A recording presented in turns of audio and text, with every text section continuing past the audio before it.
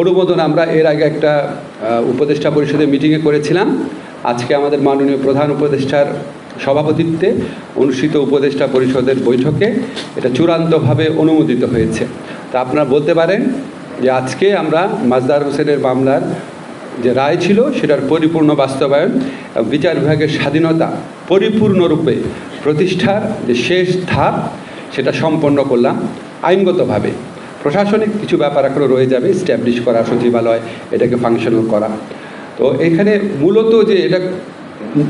মূলত যে দুইটা ক্ষমতা দেওয়া হয়েছে, আমি শুধু সেটা বলি। প্রথমত হচ্ছে, আপনারা জানেন যে অধস্থন আদালত বা আমরা যে নিম্ন আদালত বলি, এই নিম্ন আদালতের যে কন্ট্রোল বা শৃঙ্খলা, কন্ট্রোল এবং শৃঙ্খলা বর্তমান সংবিধান অনুযায়ী এটা হচ্ছে রাষ্ট্রপতির হাতে ন্যস্ত। রাষ্ট্রপতি হাতে ন্যস্ত মানে হচ্ছে প্রধানমন্ত্রী পরামর্শক্রমে করেন, প্রধানমন্ত্রীর পক্ষ থেকে আইন মন্ত্রণালয়ের কাজটা করেন। প্রায়োগিকভাবে নিম্ন আদালতের বিচারকদের যে শৃঙ্খলা এবং কন্ট্রোল যে বিধানগুলা, সেটা নিম্ন আদালতের বিচারকদের ক্ষেত্রে এটা আপনার আইন মন্ত্রণালয় করে থাকে সুপ্রিম কোর্টের পরামর্শক্রমে। তো এই অধ্যাদেশ কার্যকরী হওয়ার পর নিম্ন আদালতের বিচারকদের যে কন্ট্রোল বলতে কী বোঝায় এটা বলি। নিম্ন আদালতের বিচারকদের পদায়ন, বদলি, পদোন্নতি, শৃঙ্খলাজনিত বিষয়াদি, ছুটি সংক্রান্ত বিষয়াদি, এমনকি নিম্ন আদালতের বিচারকদের নিয়োগ, কর্মের শর্তাবলী নির্ধারণ, সমস্ত কিছু সুপ্রিম কোর্টের সচিবালয় করবে। আইন মন্ত্রণালয় যেটা করতো এটা সম্পূর্ণভাবে সুপ্রিম কোর্টের সচিবালয়ের হাতে চলে যাবে। বাট এটা কয়েকটা জিনিস খেয়াল রাখবেন। এক নম্বর হচ্ছে, শুধুমাত্র বিচার কাজে নিয়োজিত যারা আছেন সেই বিচারকদের কন্ট্রোল, শৃঙ্খলা এবং ছুটির বিষয়াদি সুপ্রিম কোর্টের সচিবালয়ের হাতে চলে যাবে। কিন্তু অন্য যারা আছেন, বিচার বিভাগে যারা কাজ করেন বিচারক, তারা অন্য কোনো জায়গাতে প্রশাসনিক দায়িত্ব পালন করেন। যেমন ধরেন নির্বাচন কমিশন, দুর্নীতি দমন commission, judicial administration training institute, আইন কমিশন, এই ধরনের প্রতিষ্ঠানে, সরকারি প্রতিষ্ঠানে বিচার বিভাগীয় কর্মকর্তারা, নিম্ন আদালতের বিচারকরা প্রশাসনিক দায়িত্ব পালন করেন। মন্ত্রণালয়ের মধ্যেও ওনারা প্রশাসনিক দায়িত্ব পালন করেন। এই যে প্রশাসনিক দায়িত্ব নিম্ন আদালতের যে বিচারকরা পালন করবেন, ওনাদের কাজের শৃঙ্খলা, ছুটির বিষয়াদি, কন্ট্রোল, এটা কিন্তু আইন মন্ত্রণালয়ের হাতেই থাকবে। শুধুমাত্র নিম্ন আদালতের বিচারক যারা আছেন তাদের কন্ট্রোল, নিয়ন্ত্রণ, তত্ত্বাবধান, শৃঙ্খলা, ছুটিজনিত বিষয়াদি উচ্চ আদালতের হাতে চলে যাবে। উচ্চ আদালত তার সচিবালয়ের মাধ্যমে এই ক্ষমতা প্রয়োগ করবে। এটার পেছনে সবচেয়ে বড় কারণ হচ্ছে, আপনারা জানেন বিগত ফ্যাসিস্ট সরকার আমলে প্রচণ্ডভাবে আমরা দেখেছি নিম্ন আদালতে যারা বিচারক থাকতেন তাদেরকে আইন মন্ত্রণালয় কন্ট্রোল করত। আইন মন্ত্রণালয়ের ইচ্ছায় নিম্ন আদালতের বিচারকরা জামিন দিবেন কি দিবেন না, সাজা দিবেন কি দিবেন না, এই ধরনের সিদ্ধান্ত নিতেন। এমন অনেক অভিযোগ আমরা শুনতাম, এমন অনেক কিছু আমরা দেখতাম। তো এই অবস্থার অবসান ঘটবে। এই অধ্যাদেশ পরিপূর্ণভাবে কার্যকর হওয়ার পর নিম্ন আদালতের বিচারকদের উপর আইন মন্ত্রণালয় তথা সরকারের আর কোনো কন্ট্রোল থাকবে না। সম্পূর্ণভাবে এটা উচ্চ আদালত তার সচিবালয়ের মাধ্যমে বিষয়গুলো দেখাশোনা করবে। কারণ সচিবালয়টা প্রতিষ্ঠা করতে হবে, এটাকে ফাংশনিং করতে হবে।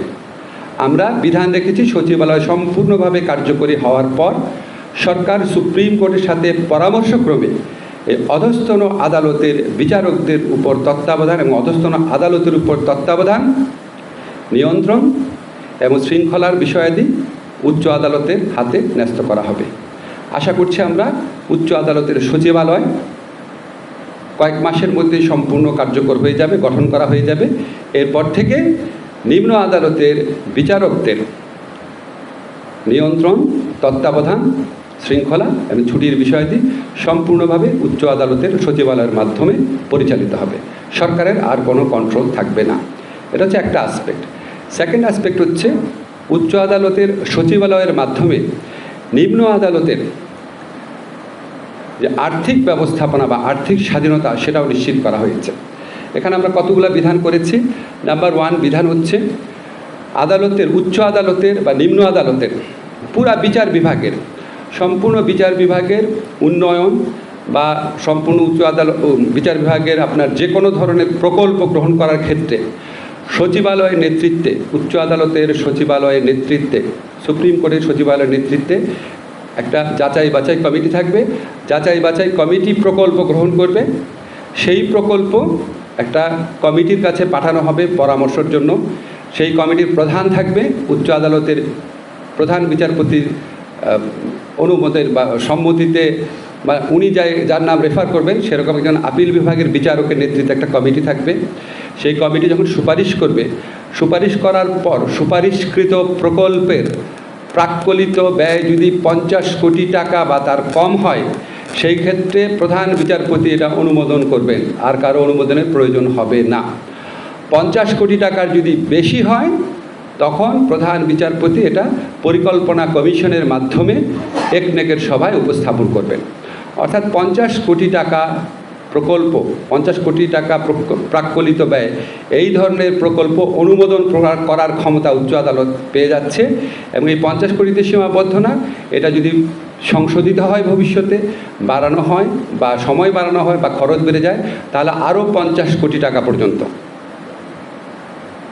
সম্পূর্ণ নিজের এখতিয়ারে অনুমোদন করার ক্ষমতা প্রধান বিচারপতির থাকবে। এটা একটা আর্থিক স্বাধীনতার একটা দিক। সেকেন্ড দিক হচ্ছে উচ্চ আদালতের বিচারকদের বা উচ্চ আদালতের এবং একই সাথে সাথে এই সচিবালয়ের সকল খরচাদি, সকল ব্যয় আমাদের যে সংযুক্ত তহবিল আছে সেটার উপর দায়যুক্ত থাকবে। অর্থাৎ কনসলিডেটেড ফান্ড যে আছে সেটাতে চার্জ হবে, এখানে বাড়ানো কমানো কোনো স্কোপ থাকবে না। সরকারের পক্ষ থেকে যখন এই বাজেট, সরকারের পক্ষ থেকে থার্ড দিক হচ্ছে সরকারের পক্ষ থেকে যখন উচ্চ আদালতের বাজেট অনুমোদন করা হবে, এই বাজেট ব্যবস্থাপনার সম্পূর্ণ স্বাধীনতা উচ্চ আদালতে থাকবে। এমনকি এই বরাদ্দকৃত অর্থের যদি পুনঃ উপযোজন, খুবই কঠিন শব্দ, মানে একটা হেড থেকে আরেকটা হেডে খরচ করার ক্ষেত্রেও উচ্চ আদালতে সরকারের কোনো পূর্বানুমোদনের প্রয়োজন হবে না। মোটামুটি আর্থিক স্বাধীনতা আমাকে একটু দেখে নিতে হচ্ছে, বুঝতেই পারছেন আমি আর্থিক ব্যাপার এত বুঝি না। আচ্ছা, মোটামুটি এই হচ্ছে আর্থিক স্বাধীনতার ব্যাপার। মানে আমি যদি আমার কথাগুলো কি বোঝা গেছে না অনেক কঠিন লেগেছে? আচ্ছা, ঠিক আছে।